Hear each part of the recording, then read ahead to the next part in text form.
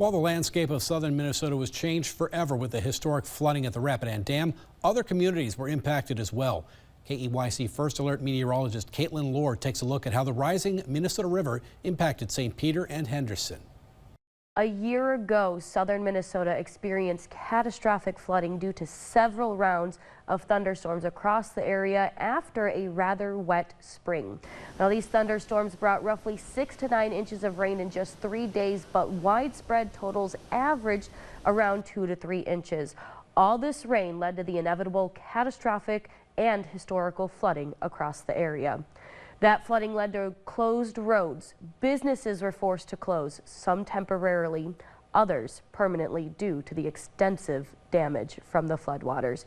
We even saw homes that were flooded, and some of those homes also needed extensive repairs due to the flooding.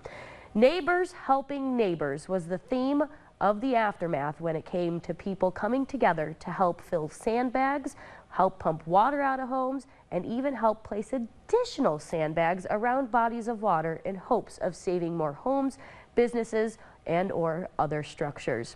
Not only were structures affected, but roadways such as Highway 169 was closed for several days to a week or so due to the major flooding along the Minnesota River between Mankato and St. Peter. In St. Peter, the Highway 99 bridge was closed due to it being considered unsafe for travel. The flooding then continued northward into Henderson, where a concrete levee was built on Highway 19 to help with the floodwaters from moving in even more.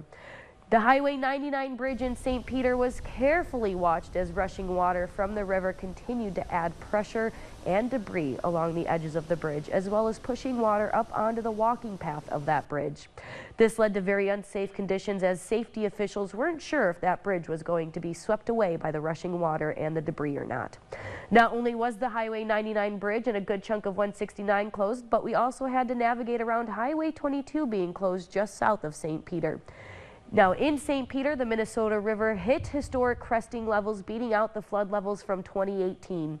By the time the Minnesota River crested in St. Peter on June 26, 2024, it was at 762.1 feet, which is considered the major flood stage.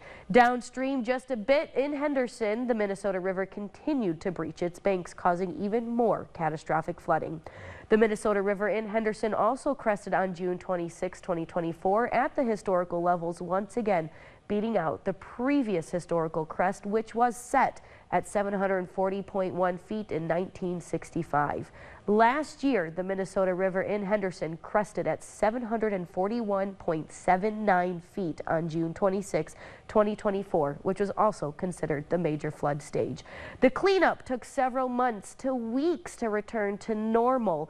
And now, 1 year later, it may seem like it is back to normal, but those here in southern Minnesota continue to overcome the hardships of the historical floods of 2024.